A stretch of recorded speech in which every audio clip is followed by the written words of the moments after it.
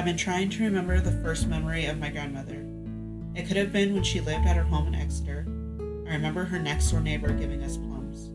My brother and I sitting underneath this giant tree in the front of the house, red plum juice all over our tiny faces and hands. Or maybe it's just her in a silk nightgown and slippers, drinking coffee out of these brown glass coffee cups and smoking a cigarette.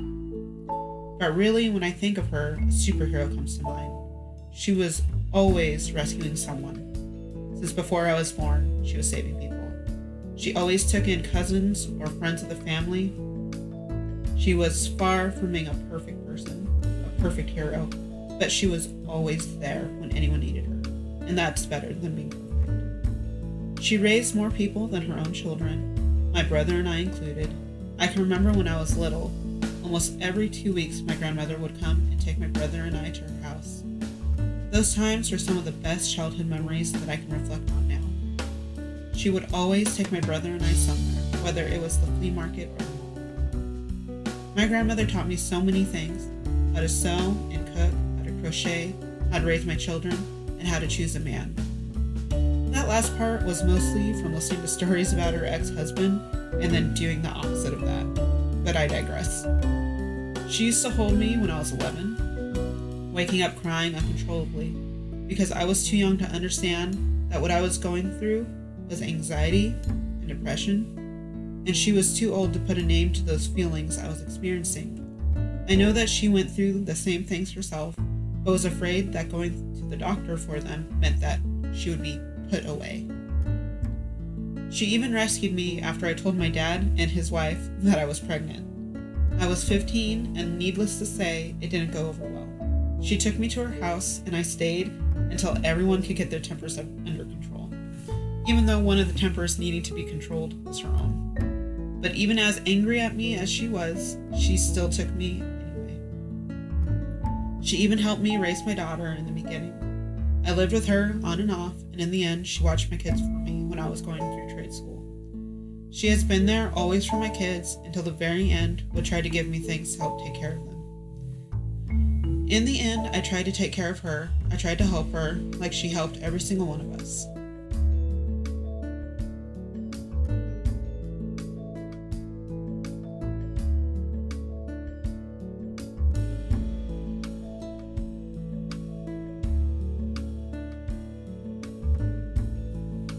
My grandmother was a warhammer. She was love and warmth to me, but she was also a lightning rod for the unholy rage she had in her. Her life wasn't easy, and she fought for survival. She scraped and dug and fight to be alive. She went through abuse and raising 4 kids on her own, and she couldn't figure out how to stop fighting. She was always fighting unknown battles within herself that would overflow and spill out into the life around her. I seen my grandma rip an entire door off the hinges, which I also have to admit that I may have helped with ripping the rest of the door off.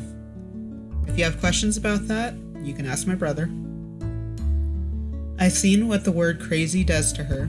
The word crazy lights a fire deep within her, like an animal trying to get out of a cage. I've learned that I don't want that rage in me.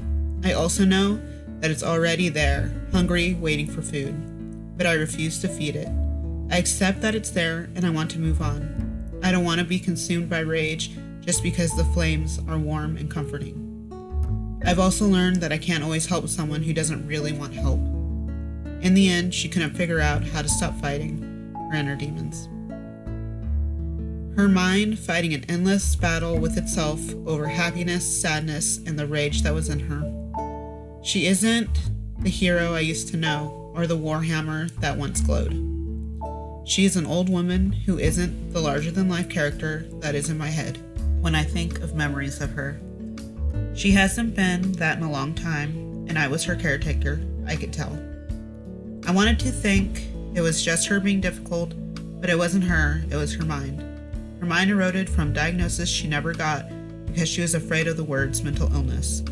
Her mind eroded from the effect of a disease that takes millions away from loved ones.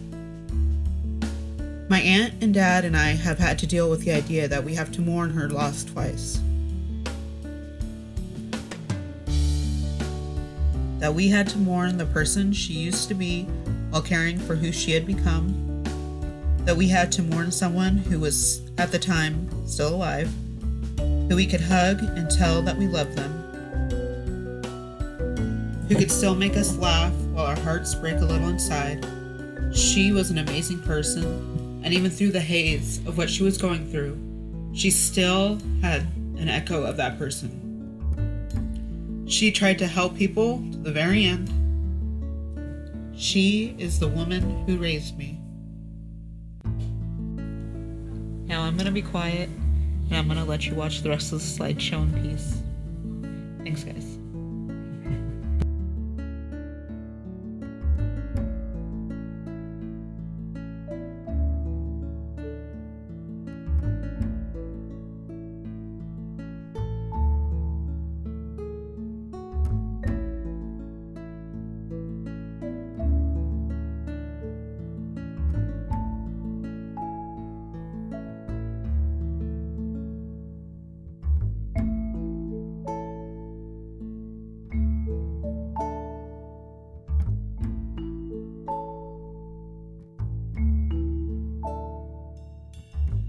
I love you.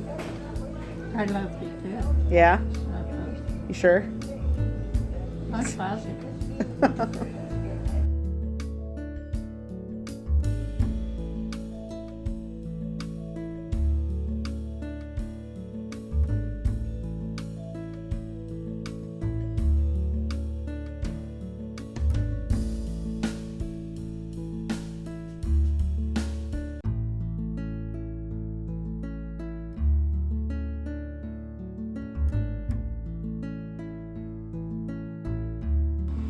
I've missed you. I missed you too. Yeah.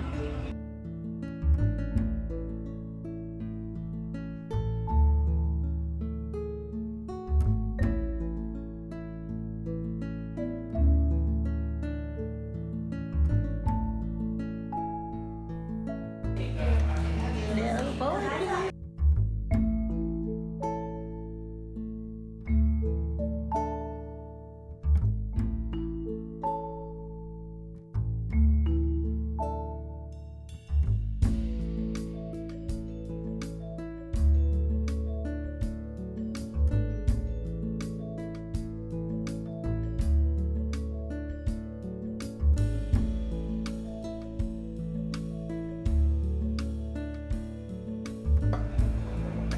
Smile again.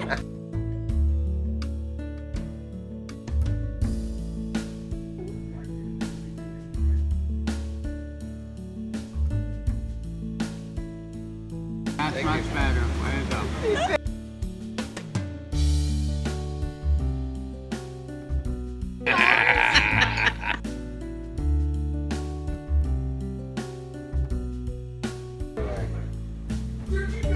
Come on.